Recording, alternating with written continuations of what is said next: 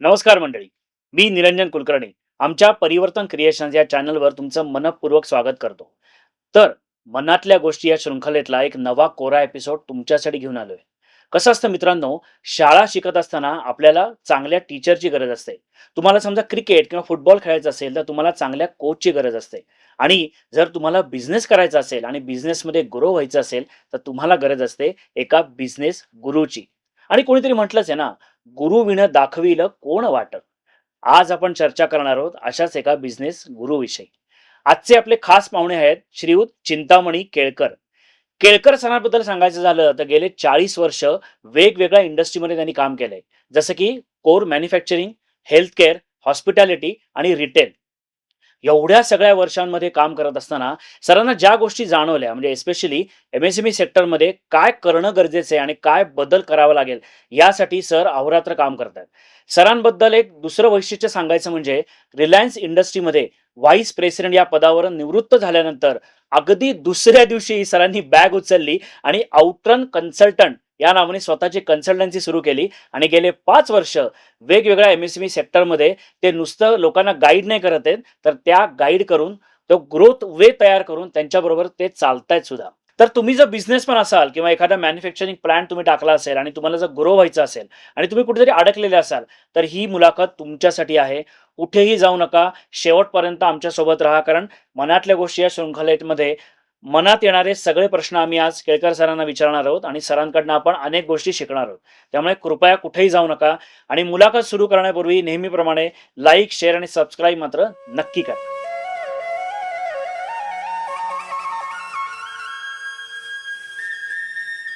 Chintamani sir, नमस्कार आणि तुमचं मनःपूर्वक स्वागत धन्यवाद. आमच्या चॅनलवर. धन्यवाद. सुरुवातीला मी जसं म्हटल्याप्रमाणे मनातल्या गोष्टी शृंखला आम्ही सध्या चालवतोय आणि अक्षरशः म्हणजे मनात येणारे प्रश्न आम्ही आमच्या गेस्टला विचारत असतो.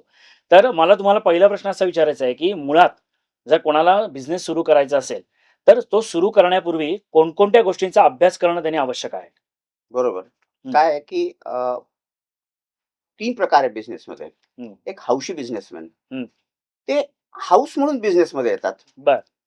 तो एक प्रकार झाला. हं, आणि एक पॅशनेट बिझनेसमध्ये येतात. हं, हं, तर कुठल्याही बिझनेसला जर करायचं आहे, तर त्याच्यात पॅशन, हं.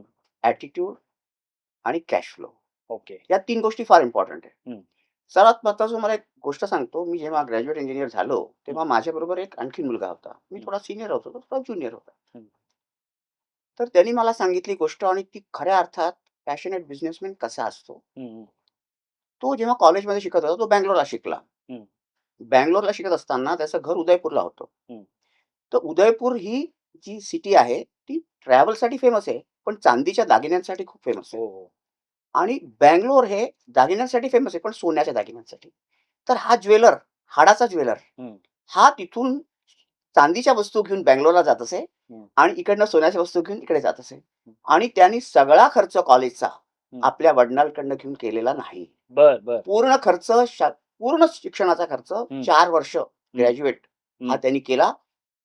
त्यावेळेस त्यांनी वडिलांकडनं घेऊ शकला असता. खूप श्रीमंत होते. हो, हो. पण सर्वात महत्त्वाचं आहे, की मी वडिलांकडनं घेऊन का बरं करावं? हं, हं, बिझनेस त्याचा सुरुवात झालेला होता. जेव्हा तो ग्रॅज्युएट झालेला नव्हता, तेव्हा त्याचा बिझनेस सुरुवात झाला होता. हं, म्हणून बिझनेस हा जो आहे, हं, हं, या बिझनेसच्या मागे सर्वात पहिले असलं पाहिजे तुमचं पॅशन हं. आणि तुमचं ॲटिट्यूड. बरोबर तर आहे. त्याचं ॲटिट्यूड पूर्वीपासूनच बिझनेसचं होतं. हं, तो जेव्हा शिकत होता, हं, ग्रॅज्युएट इंजिनिअर झाला, हं, त्याचा उपयोग त्यांनी केला. हं, त्याचा उपयोग त्यांनी मॅनेजमेंट केलं, मग त्याच्यानंतर बिझनेस वाढवला, हे सगळं केलं. पण बिझनेस स्टार्ट होतो, हं, तो T=0 नसतो. त्याच्या आधी खूप श्रम करावे लागतात. म्हणून पॅशन हं, आणि नंतर ॲटिट्यूड आणि मग कॅश फ्लो. हं, कधी तुम्ही जर बिझनेस बघितला, हं, तर त्याचा सर्वात मोठा गाभा जो आहे, तो कॅश फ्लो आहे. हं, पुष्कळशा इंडस्ट्रीज मी बघितल्या पुण्यामध्ये, हं, ज्या इंडस्ट्री प्रचंड मोठ्या असतात. हं. पण त्यांच्या मालकाला जर विचारलं संध्याकाळी, की गंगाजळ काय? तो म्हणतो गंगाजळच दिसत नाहीये. हां. त्याचं कारण असं आहे, की कॅश फ्लोवर लक्ष नाहीये. हं, ऑर्डर खूप मिळतात आहे, मार्जिन मिळत नाहीये. हं, मग अंधी दौड म्हणतात त्याला एक हिंदीमध्ये. अंधी दौड हं, म्हणजे आपण खूप ऑर्डर मिळवायचे, खूप करायचं, मॅन्युफॅक्चरिंग करायचं, सगळं करतोय. हं, आपला व्हिजन काय आहे? हं, बिझनेस करताना सर्वात पहिले जर तुमचं व्हिजन नाहीये. हं. आता मी तुम्हाला सांगतो, पुण्यामध्ये खूप बिझनेसमॅन आहेत. बरोबर आहे. ते योगक्षेमासाठी बिझनेस करत असतात. बरोबर आहे. तो बिझनेस नाहीये. हं, योगक्षेम करण्यासाठी म्हणजे बहिणीचं लग्न करायचंय, वडिलांचं कर्ज फेडायचंय, हा बिझनेस नाहीये. हं, हे बिझनेस करण्याचं कारण आहे, हं, पण उद्दिष्ट वेगळं आहे. बिझनेस काय आहे? बिझनेस म्हणजे सर्वात महत्त्वाचा तुमचा व्हिजन, देशाला काय मिळणार आहे, समाजाला काय मिळणार आहे आणि हल्ली एक पर्यावरण नावाचा एक विषय आहे. हो, हो, हो. समाज कार्य करत असताना म्हणजे CSR म्हणतो ना आपण. हो, हो, हो. आपण जेव्हा टॅक्स देतो तेव्हा देशाला जातो. बरोबर आहे. CSR करतो म्हणजे समाजाला जातो. हं, पण पर्यावरण राखतो बिझनेस करत असताना. हं, हं, सो पर्यावरणाचं रक्षण. हं, सो बिझनेस करताना आपण 15, 20, 40, 50, 60, 70 माणसांना हं, जॉब देणार आहे. हं. कॅश रेव्हेन्यू असणार आहे आपल्याकडे, किती बरोबर. असणार या सगळ्यांचा विचार जेव्हा होतो, हं, तेव्हा तो खऱ्या अर्थात बिझनेस होतो. हं, आणि त्या योगक्षेमासाठी केलेला जो असतो, हं. त्याला आपण सेल्फ एम्प्लॉयमेंट म्हणू शकतो. बरोबर आहे. सो बिझनेसमध्ये सर्वात महत्त्वाचं असं आहे, मी हं, तुम्हाला दुसरं उदाहरण सांगतो. हं, आदित्य बिर्ला हे चेअरमन होते आदित्य बिर्ला ग्रुपचे. हं, यांनी जेव्हा बिझनेस सुरू केला, हं, तेव्हा वडिलांकडनं काही पैसा नाही घेतला. बँकेतनं कर्ज घेतलं हं. आणि बिझनेस सुरुवात केली. बरोबर. त्याच्यामागे 2 उद्दिष्ट होती. हं, मी माझ्या बळावर बिझनेस मोठा करीन आहे. मला कॅश फ्लो आला पाहिजे. हं, जो कर्ज मिळेल त्याच्या इंटरेस्टला हं, पुढे जाऊन हं, त्याचा हं. रेव्हेन्यू जनरेट करायचा आहे आणि मग बिझनेस करायचा आहे. बरोबर. त्याप्रमाणे त्यांनी बिझनेस केला. व्ही.के. बिर्लांचा बिझनेस वेगळा होता. हं, आदित्य बिर्लांचा बिझनेस वेगळा होता. बरोबर. एम्पायर वेगळी होती. हं, तर सर्वात महत्त्वाचं काय? पॅशन, हं. Attitude, correct, cash flow. Correct. आणि ते स्वतः केमिकल इंजिनियर होते. हं, ते काही चार्टर्ड अकाउंटंट नव्हते. हं. पण बाळकडू आले होते. जीन्स आले होते त्यांच्यामध्ये. सर्वात महत्त्वाचा तुमचा हं, भाग असतो, की पॅशन आहे का? आणि आपण जगाला काय देणार आहे? हं, स्वतःसाठी जगणार आहे का? योगक्षेम करणार आहे का? बहिणींचे लग्न वगैरे ह्या सगळ्या गोष्टी क्षुल्लक गोष्टी याच्यासाठी बिझनेस नसतो. हं, बिझनेस म्हणजे मी जगाला काय देणार आहे? हं, खूप अप्रतिम उदाहरण. आपण जगाला काय देणार आहे? हं, Honda मोटर्स. हं, Honda मोटर्स स्कूटरची एक कारखाना आहे. मी पुष्कळ वाचन करतो तेव्हा मला कळलं, की Honda स्कूटर्सची कारखाना आहे. तो कसा हं, तयार झाला? हं, तो पॅशनेट पुन्हा टोयोटाकडे गेले, हं, की आम्हाला हे पार्ट्स तुम्हाला द्यायचे आहेत. टोयोटा म्हणाले, "this is not our class. Please go." पुन्हा प्रयत्न केला. मग टोयोटाने सिलेक्ट केलं. हं. Yes, you are right. ते सिलेक्ट केल्यानंतर स्लंप आला. मार्केट स्लंप झाला त्यामुळे ऑर्डर कॅन्सल झाले. असं करता प्रचंड श्रम केल्यानंतर Honda स्कूटर्स जगातली नंबर 1 कंपनी आहे हं. टू व्हीलर्सची.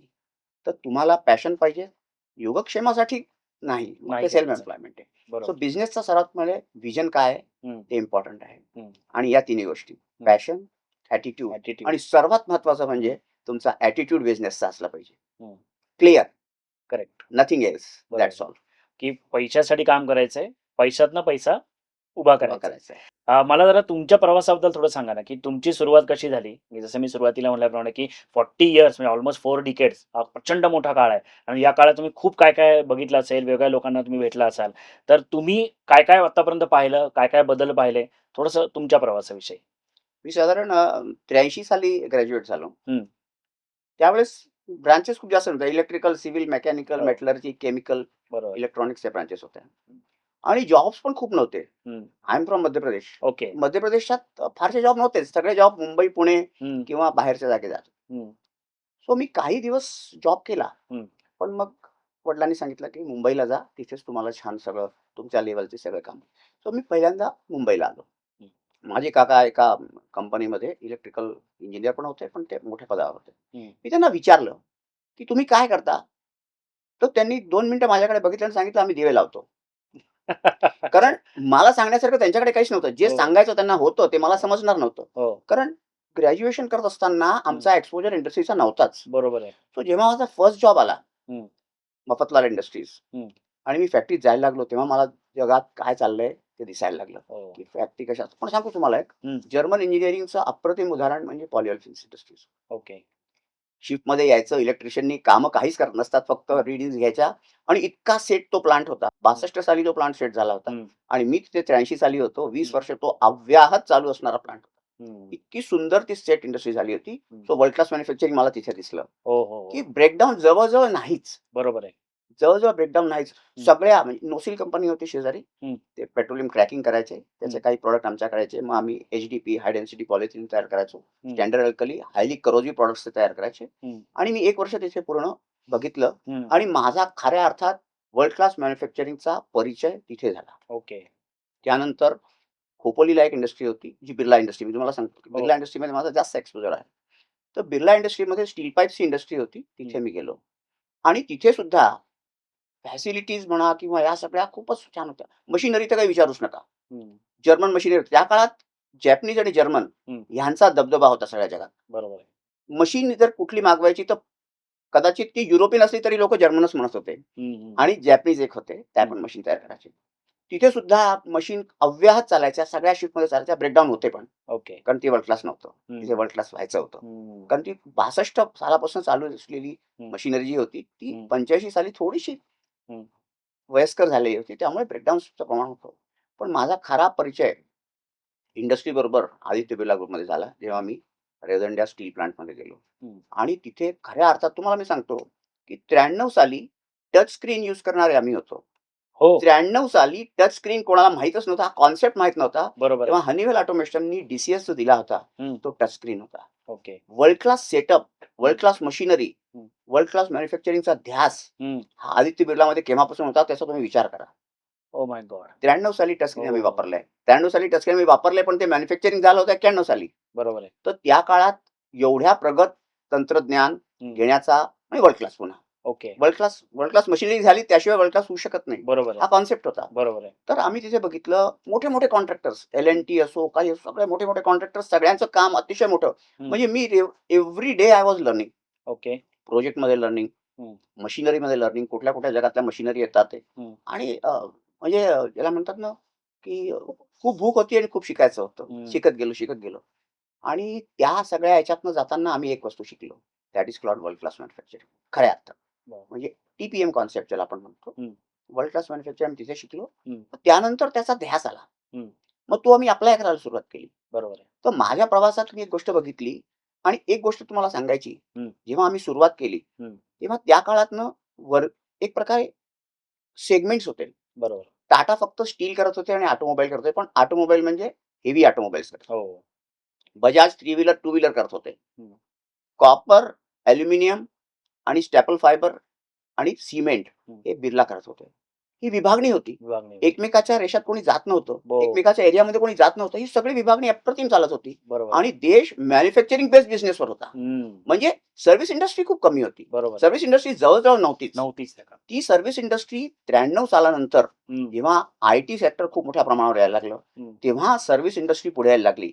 आणि मला आठवतंय की प्रगत कसा असतो माणूस, तेव्हा Birla consultancy and software services नावाची कंपनी बिर्लाने काढली होती. SAP इम्प्लिमेंटेशन, सगळ्या जगात SAP इम्प्लिमेंटेशनसाठी त्यांची माणसं नंतर केली. त्यांनी लगेच पुढाकार घेतला की तंत्रज्ञान येत आहे, 286, 386, 486 कम्प्युटर सगळे जे जे अद्ययावत येत होते सगळे त्यांच्याकडे येत होते. बरोबर. आम्ही जगातल्या सर्व चांगल्या मशिनरी या काळात उपभोगल्या, चालवल्या आणि मोठे झालो. तर हा एक मोठा. आणि त्यानंतर मग इंटरनेट आलं, मग सर्व्हिस इंडस्ट्री मोठी झाली. पण वर्ल्ड क्लास मॅन्युफॅक्चरिंग काही सुटत नाही. वर्ल्ड क्लास मॅन्युफॅक्चरिंग तिथे सुद्धा लागतं. सर्व्हिस इंडस्ट्रीला सुद्धा वर्ल्ड क्लास मॅन्युफॅक्चरिंग लागतं. बरोबर आहे. तर असा आमचा प्रवास झाला आणि आता तुम्हाला माहिती आहे की तंत्रज्ञान काय झालंय. मोबाईल फोन आले, मग हे सगळं झालं. पण जेव्हा आम्ही बघितलं तेव्हा काळ वेगळा होता. तेव्हा टेलिफोन लोकांकडे होते, ते श्रीमंत होते. ज्यांच्याकडे 2 व्हीलर होते ते श्रीमंत होते. तर हा सगळा प्रवास बदलला. आता स्कूटर कदाचित सगळ्यांकडेच आहे, मोटर सगळ्यांकडेच आहे, फ्लॅट सगळ्यांचेच आहेत. तर हे बिझनेस कसा चेंज झाला, बिझनेस ऑनलाईन झाला. बरोबर आहे. आता आपण ऑनलाईन ऑर्डर करायला लागलो. करेक्ट. पण सेवा ही राहिलीच, कस्टमर सर्व्हिस ही राहिलीच. ती पूर्वी पण होती, पण ती B2B बिझनेस जास्त होता, B2C कमी होता. B2C ची लोक वेगळी होती, B2B ची हे आता सुरू झालं.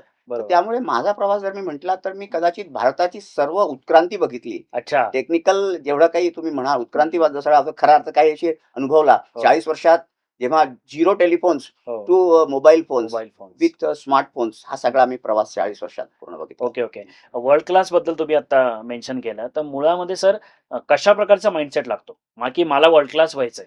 फॉर एक्झाम्पल आता मी सर्व्हिस इंडस्ट्रीमध्ये काम करतोय आणि मला वर्ल्ड क्लास व्हायचंय. त्याचा अर्थ असा आहे का की मला वर्ल्ड वाईड लोकांनी ऍक्सेप्ट केलं पाहिजे, असं काही आहे का? काय वर्ल्ड क्लासची आपण आधी डेफिनेशन करूया. मी 95 साली युरोप टूरला गेलो होतो, कंपनीच्या कामाने गेलो होतो. साधारण 40 दिवस तिथे होतो. तर रॉटरडॅम नावाचं एक शहर आहे, जगातला अत्युत्तम पोर्ट तो आहे. तो डच लोकांनी बांधलेला आहे. तर प्राईम मिनिस्टर गेले होते, त्यांनी त्यांच्याबरोबर करार केलाय. या रॉटरडॅम शहराचं एक वैशिष्ट्य आहे की 22 मीटर पर्यंत खणलेल्या सगळ्या शिपच्या वेज आहेत. म्हणजे चॅनल सगळ्या 22, 23, 25, 26 मीटर पर्यंत खणलेल्या आहेत. त्या डच लोकांनी खणून काढले. तर जहाज मोठं केपसाइज वेसल 120, 130 मीटर साईज, हळूच स्पीडने असतो, तरी सुद्धा त्याची स्पीड खूप असतो. आणि हायड्रोलिक ब्रिजेस पूर्ण शहरामध्ये सगळीकडे आहेत. ते हायड्रोलिक ब्रिजेस 100 मीटर, 50 मीटर इकडे 50 मीटर इकडे असे आतमधून उघडतात. अच्छा. हा. आणि दिवसभर उघडतात, दिवसभर बंद होतात, एकही ब्रेकडाऊन नाही. हो, हो. मी ते बघितल्यानंतर मला वाटलं, की क्वालिटीचा अर्थ हा आहे. हं. मेंटेनन्स दोन्ही गोष्टी आहे. हो. वर्ल्ड क्लास प्रॉडक्ट आहे, वर्ल्ड क्लास मेंटेनन्स आहे. बरोबर. तर वर्ल्ड क्लास मॅन्युफॅक्चरिंग इथे दिसलं मला. हं, हं. No failures. फेल्युअर नाहीच. नाहीच. आपण सिक्स सिग्मा लेव्हल म्हणतो. हो, सिक्स हो. सिग्मा म्हणजे काय? 1 मिलियन मध्ये 3.2 और 3.6 बरोबर. Chances of failure. बरोबर. म्हणजे झिरो फेल्युअर. बरं. Solid maintenance, preventive maintenance, predictive maintenance जे काही म्हणाल तुम्ही, हं. पण झिरो फेल्युअर. तर वर्ल्ड क्लास म्हणजे काय? हं. No failure. Okay. No failure एक आता हे करायचं कसं? हं. याच्याकरता सर्वात पहिले मेंटल एबिलिटी लागते. एक्झॅक्टली. हं. आमच्याकडे हिंदीमध्ये म्हणतात चलता है. हां. नो चलता है. जर चलता है गेलं तर खलास झालं. बरोबर आहे. तर सर्वात पहिले आपण ठरवायचंय. हं. म्हणून मी म्हणतो, की भारतात पुष्कळशी अशी लोकं आहेत, हं. जे वर्ल्ड क्लास करतात आहे. हो. आपल्याला माहीत नाहीये. आता DRDO जे आहे, हं. DRDO या लेव्हलचं काम सध्या करतंय, हो. ते खरंच वर्ल्ड क्लास आहे. हं. त्यांची प्रतिस्पर्धीच नाहीये. हो. मी तुम्हाला वर्ल्ड क्लासचं एक आणखीन उदाहरण सांगतो. हं, हं. वर्ल्ड क्लासचं उदाहरण. आपण साउथ पोल मूनच्या साउथ पोलवर गेलो आणि लँड केलं 6 वाजून 7 मिनिटावर. हं. प्रेडिक्शन होतं 6 वाजून 7 मिनिटावर. हं. 6 वाजून 7 मिनिटावर लँड केलं. हं. याला म्हणतात प्रेसिशन. World class.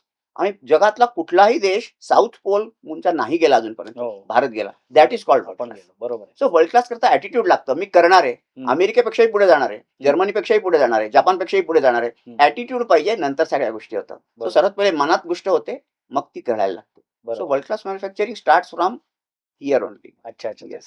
पण MSMEमध्ये जसं आता तुम्ही MSME सेक्टरमध्ये काम करताय, तर बऱ्याच कंपन्यांना असं वाटतं, की ह्या ज्या सगळ्या वर्ल्ड क्लास गोष्टी आहेत, या आपल्या भारतामध्ये काही चालणार नाही. म्हणजे आपल्यासाठी या नाहीये. ज्या बिग कॉर्पोरेट हाऊस आहे, जसं आता तुम्ही आदित्य बिर्लाचं उदाहरण दिलं, ग्रासिमचं उदाहरण दिलं किंवा अनेक वेगळे मोठे-मोठे प्लेस आहेत, टाटा असेल, महिंद्रा असेल, हे या लोकांची कामं आहेत. आपल्याला काही हे शक्य नाही. आपलं फक्त 10,000 स्क्वेअर फुटाचा प्लांट आहे. So we are okay like चलता है ॲटिट्यूड किंवा हे.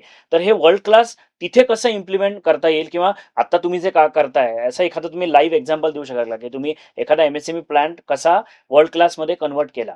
याबद्दल काय सांगू शकाल? एक उदाहरण देतो पुन्हा, हां. की साधारण 20 साली जेव्हा मी रिटायर झाल्यानंतर मी हं. एक कन्सल्टन्सी सुरू केली. हो. तर आमचे एक वेंडर होते. त्यांनी हं. मला अप्रोच केलं, की तुम्ही आम्हाला कन्सल्टन्सी द्या. आम्ही हं. नवीन प्लांट सेटअप करतोय. बरोबर आहे. त्याच्या आधी त्यांच्याशी माझं मोघम बोलणं झालेलं होतं. हं. म्हटलं ठीक आहे, कम टू यू. हं. तर जेव्हा आम्ही स्टार्ट केलं, तेव्हा एक फेज कोव्हिडचा झालेला होता. हो, हो. आणि आमचा प्लांट RCC तयार होतो. हं. पण बाकी सगळं व्हायचं होतं. तर त्यांनी म्हटलं, की "सर काय करायचंय?" म्हटलं, "आता जगातलं नंबर 1 करायचं." हं. काय झालं पाहिजे? कुठल्याही जगातला, कुठल्याही देशातला व्यक्ती आला, तर त्यांनी म्हटलं पाहिजे, की "तुमच्याकडे मी मॅन्युफॅक्चरिंग करतो. Provide me this facility." बरोबर. ते केल्यानंतर तुम्हाला सांगतो, की जी लस तयार करणारी कंपनी आहे, हं, हं. त्यांनी ऑर्डर आमच्या एका क्लायंटला दिला होता आणि त्यांनी कंटिन्युअस आमच्याकडे हं. 24 अवर्स म्हणजे पूर्ण कोव्हिड पिरियडमध्ये एक दिवस सुद्धा न थांबणारी कंपनी ती होती. हं. कारण वर्ल्ड क्लास फॅसिलिटी तयार होती. हो. वर्ल्ड क्लास फॅसिलिटी म्हणजे नुसतं फक्त मशिनरी नाही, सॅनिटेशन फॅसिलिटीज होत्या. हं. सगळीकडे स्प्रे लागलेले होते हं. आणि सगळे मास्क घालून दिवस-रात्र काम करत होते. खरं आहे, खरं आहे. आणि देवाची कृपा अशी झाली, की एकही माणूस कधी आजारी पडला नाही. वर्ल्ड क्लास म्हणजे टोटॅलिटी वर्ल्ड क्लास. नॉट बरं. Just machinery, thought process correct. या सगळ्या आम्ही वापरल्या हं. आणि आम्ही पूर्ण कोव्हिड पिरियडमध्ये हं. एक दिवस ही कंपनी बंद केली नाही. तर अच्छा. World class in totality. World हं. क्लास नसतेच मशिनरी, बरोबर. थॉट प्रोसेस, बरोबर. प्रोसेस, हं. SOP, हं. इम्प्लिमेंटेशन हं. आणि ट्रेनिंग या सगळ्या गोष्टी आम्ही केल्या हं. आणि ती कंपनी नंतर 28 कोटी ते 46 कोटी पुढे आली.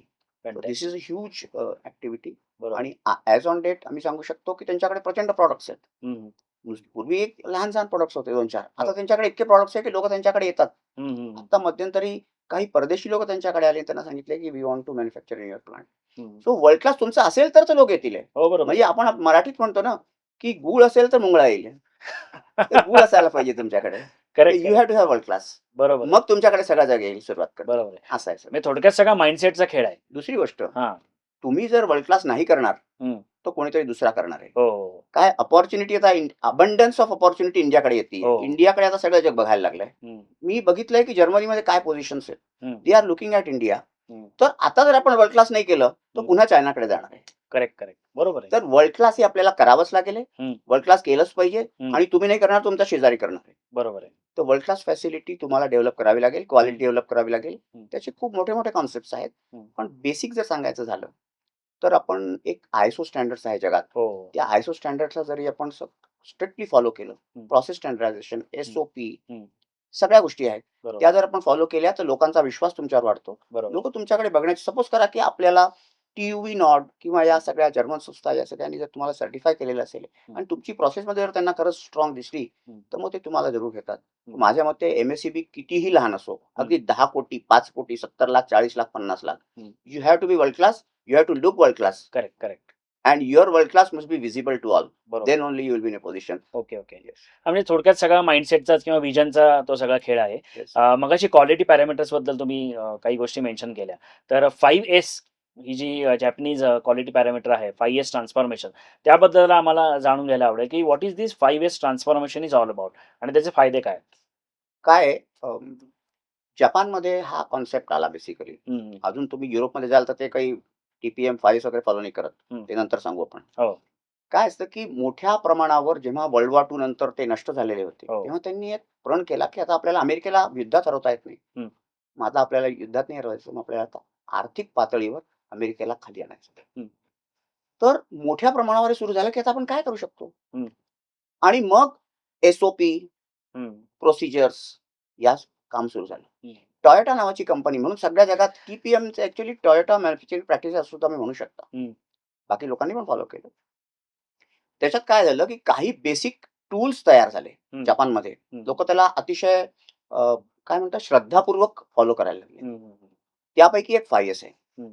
मग 5S बरोबर 5 चा एक संच आहे असा. हं. 5S, kaizen, visual management, autonomous maintenance, reliability centred maintenance हं. हे 5 टूल बेसिक आहे. बरं, बरं. म्हणजे कुठल्याही ऑर्गनायझेशनला चालवायचं आहे, हं. तर हे 5 टूल्स बेसिक आहे. तुमच्या ऑर्गनायझेशनमध्ये किंवा मॅन्युफॅक्चरिंग प्रोसेसमध्ये जवळ-जवळ 60 ते 55% प्रॉब्लेम्स तुम्ही जर 5S केलं तर 5S म्हणजे काय? हं. सिरी. हं. सिरी. सिरी हा पहिला. ओके. ओके. हं. सिरीचा अर्थ आहे सॅग्रिगेशन. हं. आवश्यक असलेल्या वस्तू ठेवणे, हं. अनावश्यक वस्तू बाहेर काढणे. आपल्या एरियाच्या बाहेर काढणे. हं. फेकणे नाही. हं. आपल्या एरियाच्या बाहेर काढणे. हं. कुठलीही कमर्शियल ॲक्टिव्हिटी ही कमर्शियल ॲक्टिव्हिटी आहे. हं. कमर्शियल ॲक्टिव्हिटी अंतर्गत ही ॲक्टिव्हिटी आहे. हं. ती का करतात? काही ना काहीतरी ऑब्जेक्टिव्ह असतो. हं. या ऑब्जेक्टिव्हचा फायदा काय? तुम्हाला जास्त स्पेस मिळते कामं करायला. हं. कारण अनावश्यक वस्तू बाहेर गेल्या तर हं. तुमची स्पेस वाढते. सो युजेबल स्पेस वाढत जाते. बरोबर. So objective of 1S is to achieve more and more space. मुंबईमध्ये जागेचे भाव काय माहिती आहे तुम्हाला? हो. भाडं काय तुम्हाला माहिती आहे. प्रचंड आहे. सो 1Sचा अप्रतिम उपयोग हं. ऑर्गनायझेशन्समध्ये नको त्या वस्तू बाहेर काढणे हं. आणि आवश्यक असलेल्या वस्तू जवळ ठेवणे. हं. त्याचा पण एक आहे, की बरोबर. रोज लागणारी वस्तू जवळ ठेवणे. हं. वीकली लागणारी वस्तू समोर ठेवणे कपाटात. हं. मंथली लागणारी वस्तू स्टोअरमध्ये ठेवणे हं. आणि वर्षाकाठी लागणारी वस्तू अत्यंत लांब ठेवणे. हं. हा सगळा कॉन्सेप्ट सुरू झाला, की जी नको आहे ना, बरोबर. लोक हवी ती पाहिजे. तर सिरी म्हणजे सेग्रिगेशन. ओके. सीटन. ओके. सीटन म्हणजे काय? त्यांनी सांगितलं, की place for everything, everything in its place हा त्याचा टॅगलाईन आहे. हं. आपल्याकडे कोणी पाहुणा आला ना, तर आपण त्याला म्हणतो इथे झोपा. हं. है ना? एकच दिवस आहे, 2 दिवस आहे जास्तीत जास्त. पण जी मशिनरी तुमच्याकडे कायमस्वरूपी असणार आहे, तिची जागा पाहिजे. हो. So everything is in place हं. And designate place for everything. हं. तर जेव्हा तुम्ही डेसिग्नेट करता याचा अर्थ काय? मनात नाही, हं. दिसला पाहिजे. हं. सो 2S म्हणजे सीट ऑन, हं. प्लेस फॉर एव्हरीथिंग पहिले लोक जागेची वाटणी करा बरोबर आहे. आणि त्या जागेवर ठेवा. हं. आणि तिसरं एक सर्वात महत्त्वाची गोष्ट आहे, की त्या जागेवर ठेवल्यानंतर हं. हाउसकीपिंग, मेंटेनन्स या सगळ्या वस्तू करण्यासाठी आसपास जागा ठेवा. हं. या नुसतं ठेवायचं नाहीये. ठेवल्यानंतर मेंटेनन्स करता येईल, हाउसकीपिंग करता येईल, या सगळ्यासाठी जागा व्यवस्थित ठेवा आणि डेसिग्नेट करा. हं. तर व्हिज्युअल मॅनेजमेंट नावाचा एक जो प्रकार आहे, हं, हं. त्या व्हिज्युअल मॅनेजमेंट नावाच्या प्रकारमध्ये आपण प्रत्येक वस्तूची जागा सांगतो. आपण एअरपोर्टवर जातो. हो. एअरपोर्टवर तुम्ही 2 मिनिटं विचार करा, की लेडीज टॉयलेट आणि जेंटलमॅन टॉयलेट जर लिहिलेलं नाहीये, तर हं. किती गोंधळ होणार आहे. हो. टर्मिनल जर लिहिलं नाही, तर किती गोंधळ होणार. सो व्हिज्युअल बरोबर. Management is most important part of an organisation. हं, हं. म्हणून आपण 2S मध्ये काही अंशी व्हिज्युअल मॅनेजमेंटचा एक पार्ट करतो बरोबर. आणि प्रत्येक वस्तूची जागा ती डेसिग्नेट करतो फिक्स आणि मग करायचं. तिथे ठेवतो. हं, हं. म्हणजे मी तिथे गेलो, की मला विचारावंच लागत नाही, की मशीन कुठली आहे. लिहिलेलं आहे, हं. ती मशीन आहे. तुम्ही रेल्वेमध्ये बघितलं असेल, कधी आपण रेल्वेने प्रवास करतो, की टँक इतके-इतके लिटर लास्ट क्लीन्ड ऑन हं, हं. तिथे पण लिहिलेलं आहे. बरोबर. That is also visual management. That is बरोबर. Also maintenance practice. हं, हं. So seiton is place for everything, हं. Everything in its place. बरोबर आहे. मग तिसरं येतं सिसो. हं. सिसो म्हणजे क्लीनिंग. हं. आता क्लीनिंग हा भाग तुम्ही विचार केला तर क्लीनिंग हा भाग किती छोटा आहे. हो. त्याच्याकरता का आम्ही करतो रोज क्लीनिंग? हो. नो. क्लीनिंग म्हणजे एक फार मोठी गोष्ट आहे, जी तुम्हाला सांगायची आहे, की जेव्हा एक मशिनरी आहे. हं. त्या मशिनरीला क्लीन करायला हाउसकीपिंगचा माणूस आपण पाठवू शकतो का? नाही पाठवू शकत. हं. कारण कुठे हात लावायचा, कुठे नाही लावायचा, हं. गरम आहे, थंड आहे, हो. व्हायब्रेटिंग आहे वगैरे माहित नाही. तर बरोबर. जनरली चालत्या मशीनला क्लिनिंग करायचं किंवा बंद मशीनला सुद्धा क्लिनिंग करायचं, तर तोच माणूस, तोच ऑपरेटर असायला पाहिजे किंवा तो मेंटेनन्स ऑपरेटर असायला पाहिजे. बरोबर. याच्या मागचं उद्दिष्ट काय आहे? क्लिनिंगचं उद्दिष्ट क्लिनिंग करणं असं नाहीये. हं. क्लिनिंग अव्हॉइड करणे. हं. मी तुम्हाला सांगतो त्याच्या मागचा कॉन्सेप्ट. हं. जेव्हा एक मशीन आहे, तिला समजा मी क्लीन केलं, हं. ती चालू मशीन आहे. पॉसिबल आहे. ऑपरेटरला माहीत असतं. बरोबर. मी जेव्हा मशीनला टच करतो तेव्हा मला 5 इनपुट्स मिळतात. हं. मला कळतं की मशीन गरम आहे का थंड आहे? हं. एक्स्ट्राऑर्डिनरी गरम आहे का? व्हायब्रेट करतीये का? वास येतोय का? अर्थिंग तुटलंय का? म्हणजे मी जेव्हा मशीनला स्वच्छ करायला जातो, तेव्हा मशीन मला जवळ-जवळ 5 ते 6 इनपुट देते आणि त्याच्या आधारावर मी मशीन क्लिनिंग पण करतो. अर्थिंग तुटलं असेल तर लावतो. बरोबर. व्हायब्रेशन असेल तर मग मी चेक करायला सांगतो की व्हायब्रेशन चेक करा. व्हायब्रेशन वाढले काय? हं. गरम झाली असेल तर का गरम होतीये? बेअरिंग गेलंय का? बरोबर. So cleaning is an activity which is likely to make an impact on your defects. Correct. डिफेक्ट्सचं तुम्हाला आधीच कळून जातं की डिफेक्ट होणार आहे. हं. आणि तुम्हाला कळलं का तुम्ही ॲड्रेस करणार. हं. शटडाउन मिळाला लगेच ॲड्रेस करणार. हं. सो क्लीनिंग ही ॲक्टिव्हिटी हं. नंबर 1 तुमच्या फायनल डिफेक्ट्सवर डायरेक्ट इम्पॅक्ट करते. पण हं. तो क्लीनिंग ऑपरेटर किंवा मेंटेनन्सच्या माणसानेच केला पाहिजे. तर हे होणार. बरोबर. तर क्लीनिंगमुळे हं. तुम्ही म्हणता शायनिंग होतं. येस, हो. That is fundamental. ते हं. सगळ्यांना कळतं. हं. पण क्लीनिंगमुळे डिफेक्ट्स एलिमिनेट होतात. बरोबर आहे. हा एक मागचा प्रकार. कारण तेव्हा आपण वस्तूला स्पर्श करतो. स्पर्श करत असतो. तर सर्वात महत्त्वाचा प्रकार क्लीनिंग या ॲक्टिव्हिटीमुळे हं. तुम्ही सर्वात पहिले सगळं केलं. अच्छा रोज क्लीनिंग करायचं आहे का? कोणी विचारलं ऑपरेटरला, तो म्हणे, "मला कशाला क्लीन करायचं आहे? I am not here to do cleaning." हं. सो क्लीनिंग अव्हॉइड करण्यासाठी रोज इतके कायझन करायचे की हो. क्लीनिंग ॲक्टिव्हिटीज संपली पाहिजे. बरोबर आहे. सो कायझन ॲक्टिव्हिटी इथे येते, हं. की समजा कुठून डस्ट येतीये फॉर व्हेरियस रिझन्स. बरोबर. We have to do so much of kaizens, हं. So much of activities, so much of improvement, small improvements you call kaizen or whatever it is. हं. हळू क्लीनिंग ॲक्टिव्हिटीचा टायमिंग कमी झाला पाहिजे. पहिले 15 मिनिटं होते, मग हं. 8 मिनिटं झाला, मग 3 मिनिटं झाला, मग 2 मिनिटं झाला. हं. दिस इज हाऊ क्लीनिंग ॲक्टिव्हिटी सगळं शायनिंग ॲक्चुअली अचीव्ह करायचं आहे. हं. क्लीनिंग अचीव्ह नाही करायचं, क्लीनिंग अव्हॉइड करायचं आहे हं. आयडियली. हं. झालं तर फारच चांगलं आहे, पण बरोबर. नाही होत. बरोबर. पण 99% केसेसमध्ये क्लीनिंग टाईम आपला कमी होतो. So cleaning is actually direct impact on the machinery performance, बरोबर आहे. प्रोडक्टिव्हिटीवर इम्पॅक्ट. तर हं. सिसू झालं. हं. आता शिकेत्सू, हं. Standardisation. So what is standardisation? माझ्याकडे समजा जर 5 प्रिंटर आहे. हं. एक कॅनॉनचा आहे, एक HPचा आहे, आणखीन काही एक ब्रदर नावाची कंपनी, अशा पुष्कळ 5-7 प्रिंटर आहे. आणि माझ्याकडे पूर्ण प्लांटमध्ये समजा 100 प्रिंटर आहे. AMC जर मला घ्यायचा आहे, तर HP वाला बोलला, तो म्हणेल की सर माझे तर फक्त 5च प्रिंटर आहे. हं. असं करता AMC माझा व्यवस्थित होत नाही. हं. जर माझे सगळे प्रिंटर हं. जर HPचे आहेत, तर मग HPच्या माणसाला सुद्धा माझ्याकडे AMC घेण्यात इंटरेस्ट असतो. बरोबर आहे. मग तो मला चांगला कोट पण देतो. म्हणजे रेट पण चांगले होतात. Standardisation is an activity in which you will standardise the machinery of the system. Correct. Desktop, laptop, printers, आणखीन मशिनरी आहेत. वेगळ्या प्रकारच्या मशिनरी प्लांट्समध्ये असतात. बरोबर आहे. स्टँडर्डायझेशन झालं पाहिजे. Standardisation of the spare parts. हं. या प्रकारे अच्छा स्टँडर्डाइज ऑफ द प्रोसिजर, हं. की ही प्रोसिजर हा मुलगा करतो तेव्हा 7 मिनिटं हं. आणि दुसरा मुलगा करतो तेव्हा 8 मिनिटं. हं. Not acceptable. हं. सगळ्यांनी एकाच प्रकारे केलं पाहिजे. सगळ्यांची टूल एकसारखी असली पाहिजे. सगळ्यांची स्पीड तशीच असली पाहिजे. बरं एक माणूस जास्त टाईम घेतोय, त्याला ट्रेनिंग करा. हं. But activity. So standardisation is an activity हं. in which you will standardize the activities, procedures, SOP, everything standardized. म्हणजे पूर्ण प्लांटमध्ये जर बघायला गेलं, तर तुम्हाला सगळीकडे असं वाटतं की स्टँडर्डायझेशन आहे आणि त्याचा डायरेक्ट इम्पॅक्ट कॅश फ्लोवर पडतो. हं. कारण AMC तुम्ही करता, हं. मशिनरी, इन्व्हेंटरी ठेवता. बरोबर आहे. 15 मशीनची इन्व्हेंटरी ठेवण्यापेक्षा 1 मशीनची इन्व्हेंटरी ठेवली तर बरं आहे ना. नक्कीच. कॉस्टिंग कमी होतं. सो हं. Everything finally impacts on the cash flow. हं. तुमचा मेंटेनन्सचा खर्च काय? सो स्टँडर्डायझेशननी काय होतं? कॅश फ्लो हं. ॲड्रेस होतो. मशिनरी स्टँडर्डाइज होते. चांगले MC मिळतात आणि मुलांची कॉम्पिटन्सी वाढते की 30-30 मशीनरी मेंटेन करायला fast. See we are not here to train people. We are here to see that lesser breakdowns, zero breakdowns ideally. Correct? बरोबर आहे. तर वर्ल्ड क्लास मॅन्युफॅक्चरिंगचा एक कॉन्सेप्ट आहे. त्याला मी तुम्हाला सांगतो. आता तुम्ही जो प्रश्न विचारला बेसिकली, हं. की सर्वात शेवटी काय डिसिप्लिन. हं. करेक्ट? सिरी, शिटॉन्शी, शिकुत्से आणि शित्सुके. शित्सुके म्हणजे डिसिप्लिन. हं. या सगळ्या गोष्टींना अतिशय श्रद्धापूर्वक पालन करणे. हं. Top to bottom. अगदी CEO असेल तरी सुद्धा, हं. त्यांनी सुद्धा जर 3:30 ते 4चा टाईम आहे, आमच्याकडे असं होतं. हं. 3:30 ते 4 हं. हे कोणीही आपल्या सीटवर बसायचं नाही. सगळ्यांनी शॉप फ्लोअरवर यायचं. प्रत्येकाचे विभाग ठरलेले. हं. त्यांनी जर क्लिनिंग असेल तर क्लिनिंग करायचं, स्वच्छता असेल तर करायचं, कायझेन असेल तर कायझेन करायचे. कायझेन संबंधी चर्चा करायची, हं. पुटअप करायचं. कारण कायझेन म्हणजे काय? Kaizen is an activity in which you are doing some improvements. हं. काई आणि झेन. झेन म्हणजे एक्सलन्स, काई म्हणजे छोटासा. हं. तर ही ऍक्टिव्हिटी करताना तुम्हाला कदाचित कधी रेव्हेन्यू पण लागेल. त्याच्याकरता मॅनेजमेंटकडनं तुम्हाला पुटअप करावं. So that is a format for kaizen. त्याला बरोबर. भरायचा, तो सबमिट करायचा, त्याचा हं, अप्रुव्हल होईल. हं. या सगळ्या गोष्टी शॉप फ्लोअर होतात बरोबर आहे. आणि मग ते सबमिट केलं जातं मॅनेजमेंटकडे. तर या सगळ्या गोष्टी अविरत झाल्या पाहिजे. करेक्ट. No breakdowns.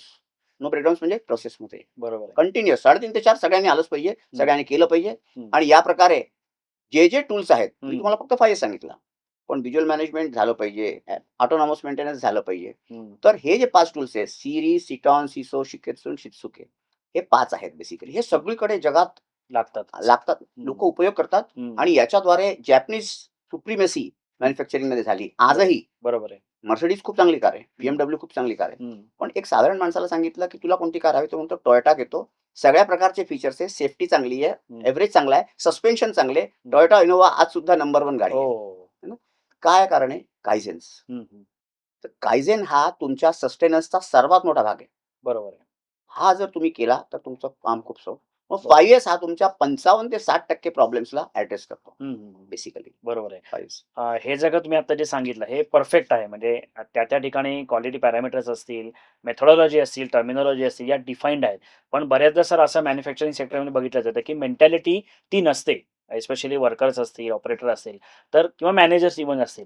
तर मला आता असा प्रश्न मनात येतोय, की हे सगळं जे 100% आपल्याला इम्प्लिमेंट करायचं असेल, तर मॅनेजर टू लीडर हा जो काही एक ट्रान्सफॉर्मेशन आहे, यासाठी काही वेगळ्या क्वालिटीज लागतात किंवा तुम्ही काय सांगता, की तुमचे जे क्लायंट आहेत आता, की बाबा एक ओनरशिप घ्यायची मला. मी लीडर आहे किंवा या डिपार्टमेंटचा माझ्याकडे ओनरशिप आहे आणि ॲज अ लीडर मला काम करायचं आहे. तर त्याच्यासाठी वेगळा माइंडसेट काय लागतो? What are those qualities to become a leader from manager? तर त्याच्यावर तुम्ही काय सांगाल?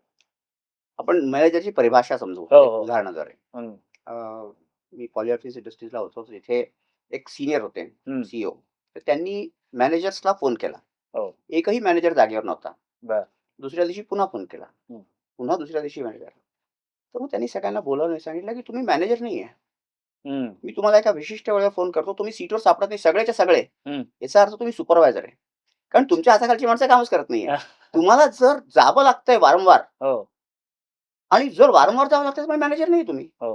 So manager is a person who manages. He बरोबर, does not do anything. बरोबर. Lot of people down the line हं. are available हं. and he is directing people. हं. Okay? हं. So during a structure, तो एका स्ट्रक्चरमध्ये काम करतो.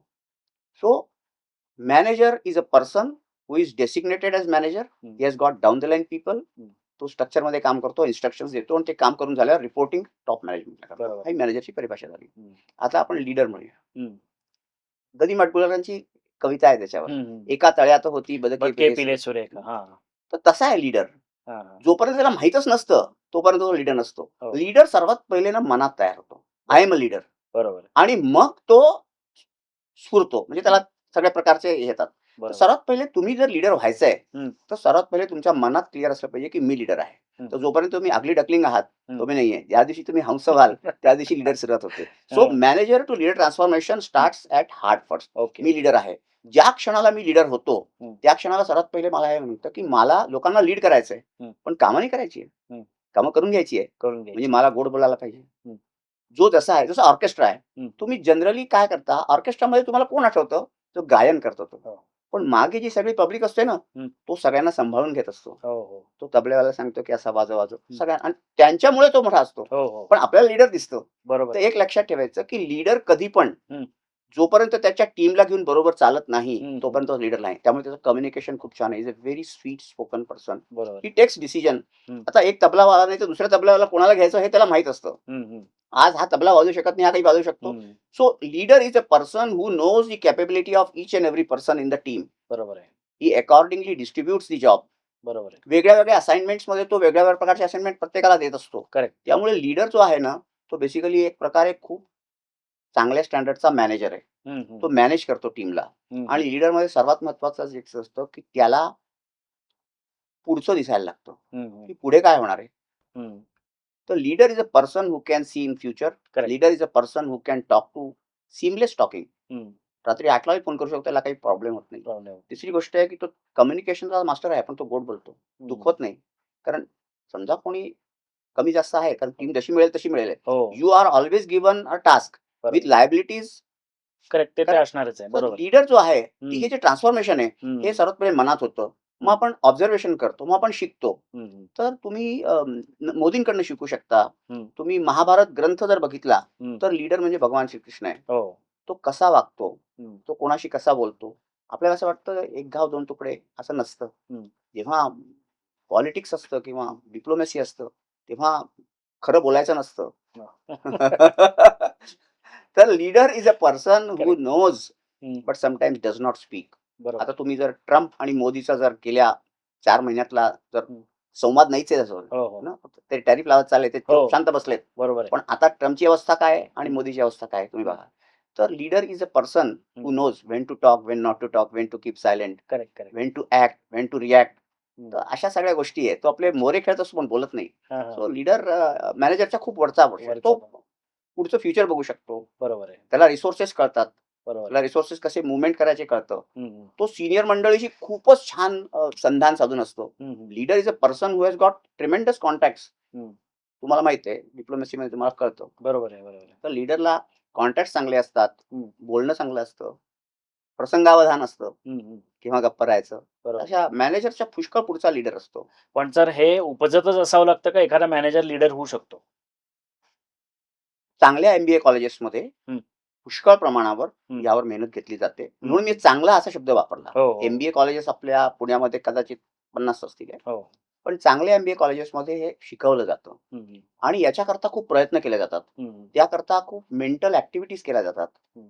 डिस्कशन्स असतात बरोबर आणि आहे. या सगळ्या गोष्टी असतात. हं, तुम्ही स्वतः ठरवलं की मी लीडर होणार आहे. हं. मग त्याला सगळं सांगितलं जातं. मग त्याला घडवलं जातं आणि आय बरोबर. बिलीव्ह की हं, आय-आय-एम इन्स्टिट्यूट किंवा एक्सेल-आर-आय जमशेदपूर किंवा या हं, सगळ्या इन्स्टिट्यूट जमनालाल बजाज हं, इथे खरंच लीडर घडतात आणि लीडर हं, व्हाईल ऑन असाइनमेंट सुद्धा घडतात. म्हणजे हं, आम्ही जेव्हा जॉब करतो, हं. तेव्हा सुद्धा लीडर घडतात. त्यांचे पण ट्रेनिंग्स असतात. बरोबर आहे. तर लीडर्स ऑर्गनायझेशनमध्ये सुद्धा घडत असतात. हं, जर मी काही घडलोय, जर मी हं, काही आहे हं. एक्स, तर मी माझ्या ऑर्गनायझेशनमुळे आहे असं मी बरोबर म्हणेन. आहे. कारण घरातनं जे बाळकडू मिळतात ते ऑर्गनायझेशनचे नसतात. बरोबर ते आहे. डिप्लोमॅसी आपल्याला जरूरच नाहीये. हं, आपल्याला ऑर्गनायझेशन कसा हं, डेव्हलप करायचा. हं, हं. तर हे सगळे बाळकडू आम्हाला ऑर्गनायझेशनमध्ये मिळाले. आम्ही तिथून शिकलो, बरोबर आहे. की वागायचं कसं, बोलायचं कसं, किती बोलायचं, केव्हा बोलायचं. Correct, correct. अशा सगळ्या गोष्टी आहेत. तर बरोबर. डेफिनेटली कॉलेजेसमध्ये मॅनेजमेंट शिकवलं जातं. हं. लीडर्स तयार होतात अच्छा. आणि ऑर्गनायझेशनमध्ये पण लीडर तयार होतात. Okay, okay. That is true. Consultant म्हणून तुम्ही आता वेगवेगळ्या इंडस्ट्रीजमध्ये आता काम करताय. तर मला हे जाणून घ्यायचं आहे, की कुठल्या प्रकारच्या कंपन्या तुम्हाला कॉन्टॅक्ट करू शकतात? की तुम्ही सर आमच्याकडे या आणि हे सगळा सेटअप आम्हाला करून द्या. तर त्याबद्दल तुम्ही काय सांगाल? कोणी तुम्हाला कॉन्टॅक्ट करा? काय मॅन्युफॅक्चरिंग इंडस्ट्री, सर्व्हिस हं. इंडस्ट्री म्हणजे सपोज करा, की तुम्ही सर्व्हिस देता. हो. जनरेटर्स हायरिंग करता किंवा त्यानंतर तुम्ही क्लीनिंग सर्व्हिसेस करता हं, किंवा मेंटेनन्स सर्व्हिसेस करता. हं, हाय लेव्हल मेंटेनन्स सर्व्हिसेस करता. हं. त्यानंतर मॅन्युफॅक्चरिंग कुठल्याही प्रकारचा असो. बरोबर आहे. इव्हन आय-टी सेक्टर सुद्धा आहे. हं, लोकांना सर्व्हिस प्रोव्हाईड करतो. हं, आता तुमचे सपोज करा, की तुम्ही मशीन रिपेअर्स करता. हं, डेस्कटॉप, लॅपटॉप हं, मोठा करता. हं, सगळीकडे हं, एक्सेप्ट आय-टी हं, सगळे लोकं हं, जे बिझनेस करतात, हं. अगदी 50 लाख ते 100 100 कोटीपर्यंत, कोटी पर्यंत. 200 कोटी का 2000 कोटी सुद्धा हं. मला लिमिट वरती नाहीये. आय बरोबर, कॅन डू. बरोबर. त्या सगळ्यांना आमचा उपयोग होऊ शकतो. कारण हं, आम्ही त्यांना टिप्स देतो. मी असं म्हणतो, की हं. मी लीडर घडवतो. ओके. मी त्या प्रोसेसमध्ये जात नाही. I am a hmm. Catalyst. बरं. So we don't take part in the chemical process, हं, हं. But we accelerate the process. म्हणून आम्ही नेहमी म्हणतो, वी ते एक्सेलरेट महत्वाचं. वी हां. एक्सेलरेट. तर करेक्ट, करेक्ट. आमच्याद्वारे हं, तुम्हाला आणि तुम्हीच करणार. हं, हं. मी तुम्हाला शिकवणार, हं. करणार तुम्हीच. बरोबर आहे. पण आम्ही तुम्हाला शिकवणार. आम्ही तुमचं हँड होल्डिंग करणार. हं. अगदी 2 वर्ष लागली तरी 2 वर्ष जाणार. बरोबर. तुमच्याकडे जर तुम्ही म्हटलं, की उद्यापासून रोज यायला सुरुवात करा, तर आम्ही हं. रोज येऊ शकतो. हं, हं, हं. सो तयारी तुमची कितपत घेण्याची तयारी आहे त्यावर आहे. बरोबर. पण हे सगळे हं. सर्व्हिस इंडस्ट्री, मॅन्युफॅक्चरिंग इंडस्ट्री कुठल्याही प्रकारचे अगदी बिकानेर भुजिया जे लोकं करतात, त्यांची सुद्धा इंडस्ट्रीला आम्ही सपोर्ट करू शकतो. कारण बरं. Business growth is a fundamental thing. बरोबर आहे. मला एक सांगायचं आहे तुम्हाला, हं. बिझनेस हा ॲटिट्यूडनी असतो. म्हणून मी वारंवार सांगतो, हो. की सर्वात पहिले तुम्ही डिसाईड करा, की हं, मला हे विकायचंय. हं. मग तुम्हाला शिकावं लागेल. बरं. शिकावं लागेल. तुम्ही शिकणार. Correct, correct. So this is how it goes. So बरोबर, बरोबर. everybody is, हं, we can serve all industries.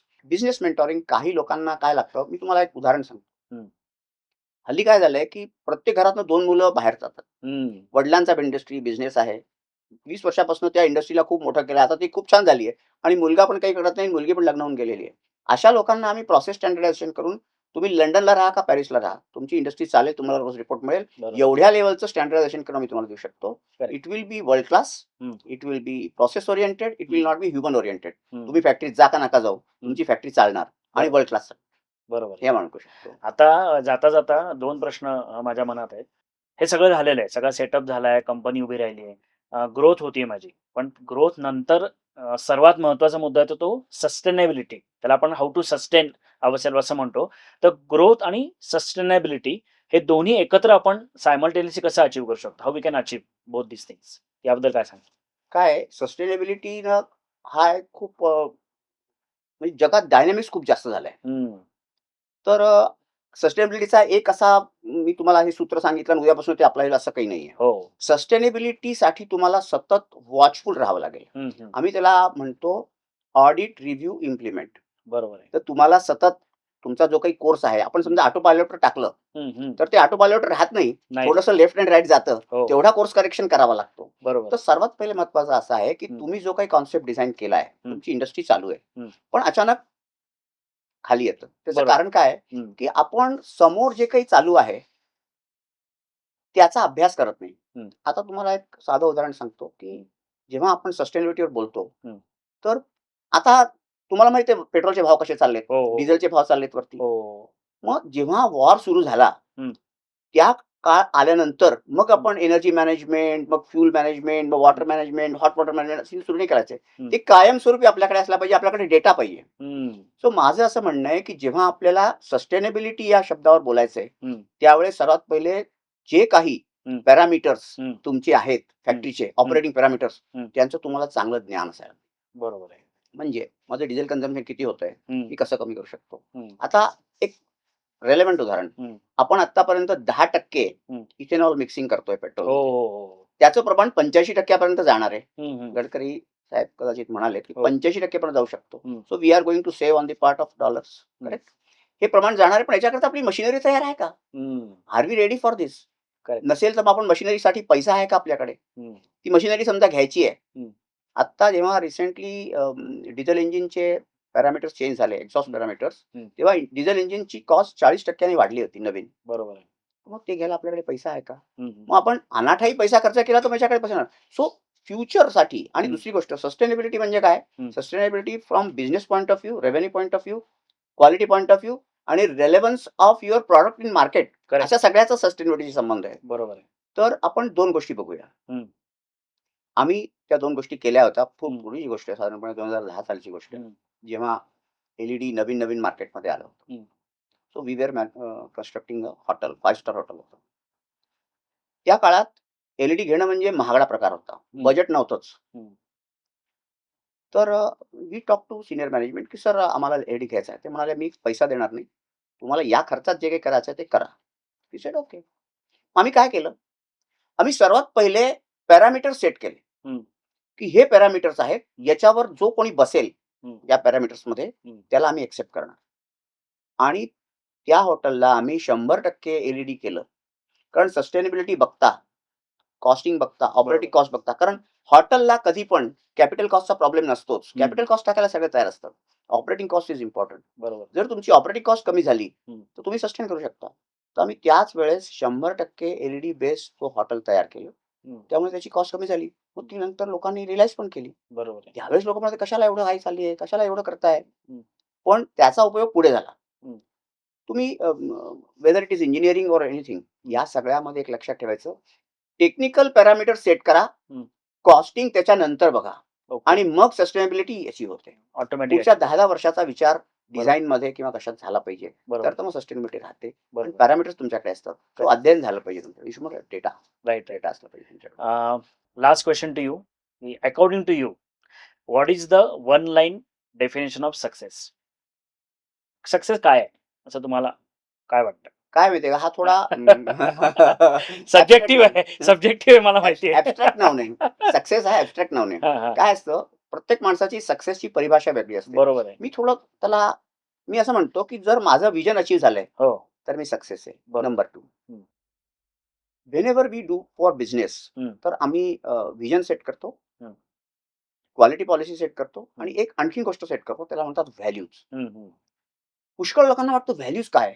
हं. आता मी थोडासा विस्तारपूर्वक सांगतो. हं. Values are the something which are governing your entire thought process hmm. While doing the business. हं. तुम्हाला एक उदाहरण सांगतो. एक हॉटेलमध्ये लिहिलेलं असतं, आम्ही सगळ्या गोष्टी शेंगदाणे तेलात करतो. हो, हो. That is called value. हं. आमच्याकडे दर सोमवारी पगार दिला जातो. That is called value. 14 वर्षाखालील मुलांना आम्ही ठेवत नाही. That hmm. Is called value. Hmm. These are being displayed. हं. म्हणण्याचा अर्थ असा आहे, की जर आपल्याला बिझनेस करताना व्हॅल्यूजला कॉम्प्रोमाइज करावं लागतंय, हं. Then there is no success. बरोबर आहे. म्हणून माझं असं म्हणणं आहे, हं. की आपण जेव्हा एक बिझनेस करतो, हं. मॅन्युफॅक्चरिंग असो, काही असो, हं. तेव्हा 3 गोष्टी फार महत्त्वाच्या आहेत. हं. समाजाला देणं म्हणजे हं. CSR, हं. राष्ट्राला देणं म्हणजे टॅक्सेस हं. वेळोवेळी, बरोबर आहे. कॉम्प्लायन्स, हं. स्टॅच्युटरी, रेग्युलेटरी कॉम्प्लायन्स हं. आणि पर्यावरणाला देणं. हल्ली कार्बन फुटप्रिंट वगैरे या सगळ्या हो, गोष्टी हो, येतात. हो. आलेलं आहे. या सगळ्या गोष्टी तुमच्या ज्या व्हिजनमध्ये आहेत, ज्या हं. तुम्ही ठरवल्या आहेत, हं. त्यांना डेव्हिएशन न करता हं. जर तुम्ही प्रॉफिट ₹1 कमी जरी झाला, हं. तरी तुम्ही सक्सेस आहे. करेक्ट. म्हणून सक्सेसची परिभाषा अशी आहे, हं. की व्हिजन आणि व्हॅल्यूजला तिलांजली न देता हं. जर तुम्ही सगळ्या गोष्टी अचीव्ह करू शकता, हं. तर मग ते सक्सेस आहे. बरोबर. मी from engineering point of view, business point of व्ह्यूला म्हणतो. याची ॲब्स्ट्रॅक्ट मीनिंग खूप असू शकतात. बरोबर. पुष्कळ लोकं त्याला वेगळ्या प्रकारे सांगतील. पण माझं असं म्हणणं आहे, हं. की आपल्या व्हिजनला हं. ह्या 3 पॉइंट्सवर न डेव्हिएट करता, जर समजा ₹4 कमी जरी प्रॉफिट झाला, हं. तरी जर तुम्ही सस्टेन करता आहात, तर that is success. That is success. तुम्हाला रात्री छान झोप येते, ते सक्सेस आहे. ते ते तर तुमची आहे. हेल्थ खराब नाहीये, ते सक्सेस आहे. सो बरोबर. These are very important point. Okay, okay. हे माझ्या मते आहे. So thank you very much for thanks a lot sir. एवढ्या गोष्टी आज तुम्ही इथे आलात आणि त्यानिमित्ताने आम्हाला ऐकायला मिळालं. Being a non technical person मला कित्येक गोष्टी समजल्या कारण तुम्ही इतक्या सोप्या पद्धतीने आम्हाला समजून सांगितल्या आणि निश्चित तुमच्या अनुभवाचा आपल्या देशातील सगळ्या जेवढ्या MSME सेक्टरमधले बिझनेसमन आहेत त्यांना नक्कीच फायदा होईल. तर पुन्हा एकदा तुमचे खूप खूप धन्यवाद. आणि मित्रांनो हा एपिसोड तुम्हाला कसा वाटला हे आम्हाला कमेंट करून नक्की कळवा आणि जास्तीत जास्त ही मुलाखत तुम्ही पुढे शेअर करा. तुम्ही जरी बिझनेसमन असाल किंवा नसाल, पण नुसतं ज्ञान म्हणून सुद्धा ही मुलाखत पाहणं हे निश्चित तुमच्यासाठी फायद्याचं ठरणार आहे. त्यामुळे निश्चित हे जास्तीत जास्त लोकांना फॉरवर्ड करा. धन्यवाद. पुन्हा लवकरच आपण भेटणार आहोत मनातल्या गोष्टी या शृंखलेतील एका नव्या कोऱ्या एपिसोडसह. चिंतामणी सरांसारख्या खास पाहुण्यांसोबत. धन्यवाद. Thank you. तेव्हा हां. सर्वांना थँक यू निरंजन कुलकर्णी. हां. परिवर्तन क्रिएशन्सनी ही जी एक घडी सुरुवात केली आहे आणि हा जो एक प्रकारचा उद्योग सुरू केला आहे, त्यात आमच्यासारख्या व्यक्तींना मुलाखत घेण्याचा वेळ मिळतो. हं. पण ही सगळी जी परिवर्तन आहे, खरंच परिवर्तन घडणार आहे. या देशात हो. परिवर्तन घडणार आहे हो. आणि ही सुरुवात निरंजन कुलकर्णी जी केलेली आहे, त्याबद्दल मी त्यांना धन्यवाद देतो आणि शुभेच्छा पण देतो. थँक यू, थँक तुम्ही यू. सर्वजण यांचे YouTube चॅनल जरूर बघा. परिवर्तन क्रिएशन्स लाईक करा आणि फॉरवर्ड करा. Yes. Thank you very much. Thank you sir. Thank you very much.